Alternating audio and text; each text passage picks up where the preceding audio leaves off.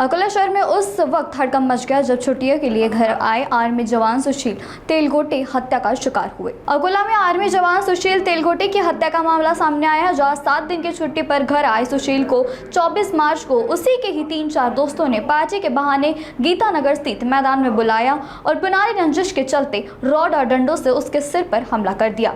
गंभीर रूप से घायल सुशील को काफी देर बाद परिवार ने मैदान में ढूंढा और तुरंत निजी अस्पताल में भर्ती कराया, लेकिन 27 मार्च की रात इलाज के दौरान उसकी मौत हो गई। इस मामले में जुना शहर पुलिस ने 3 आरोपी यशवंत उर्फ गोलू ठाकुर, नीलेश सोलापुर और जय मोरेकर को हिरासत में लिया, जबकि परिवार का आरोप है कि एक अन्य आरोपी को बचाने की कोशिश की जा रही है।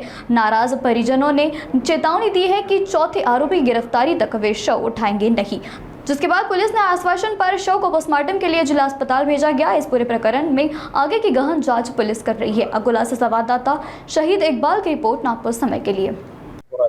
माझ्या मुलाचं नाव सुशील दिलीप तेलगोटे आहे।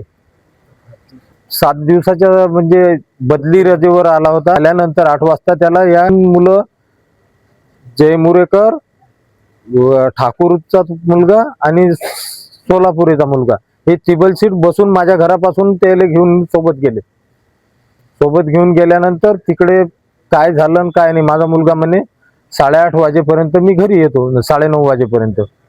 9:30 वाजता मग आम्ही फोन केले तर त्याचं तो साहेबाला सांगितलं। यांनी मला विचारलं, जे इथं PSI आले होते त्यांनी मला विचारलं की तुमचा कोणावर संशय आहे।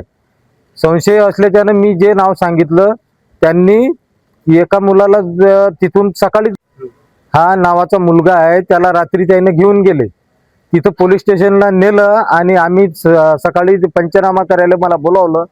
त्यावेळेस त्याला त्याने यांनी सोडून दिलं। माझा आरोप आहे त्याला जमा करा आणि PCR मध्ये जेवढे ते एकमेकाचे नावं सांगून राहिले किती मुलं आहेत मारणारे, 1-2 मुलाच्या ना माझा मुलगा मरण पावत नव्हता, 5-5 जणांना हे करून होता। त्याला दारूमध्ये काहीतरी विष पाजून त्याने मारून टाकण्याचा प्रयत्न केला। अगर मांग पूरी नहीं हुई तो मैं खुद भी, मेरे लिए भी मैं जल के मरने को तैयार हूँ और बॉडी भी यहाँ से हिलने, मैं यहाँ ही रुकूंगा, तुमको जो करना है करो। आज तेलगोटे आपले मेजर आहेत सुशील, याला 26 तारखेला त्याच्या फोन करून त्याला बोलवण्यात आलं। तिथं बोलून त्याला मारण्यात आलं आणि ज्यांच्यावर संशय होता त्याला सोडल्यामुळे त्यांच्या वडिलांची अशी इच्छा आहे की जोपर्यंत त्याला अटक करणार नाही तोपर्यंत आम्ही बॉडी नेणार नाही। तर पोलीस प्रशासनाला माझी विनंती आहे की आज देशाचं संरक्षण करणारा व्यक्ती आज त्याला अकोल्यामध्ये काही युवकांना मारहाण केली आणि त्या व्यक्तीला न्याय नाही मिळत असेल तर हे एकदम शोकांतिक आहे। आणि प्रशासनाला एकच म्हणतो की त्यांच्या वडिलांचं सात्वन करायचं खरोखर असेल तर त्यांना जे नाव सांगितलं त्यांना त्याच्यावर गुन्हा दाखल करायला पाहिजे।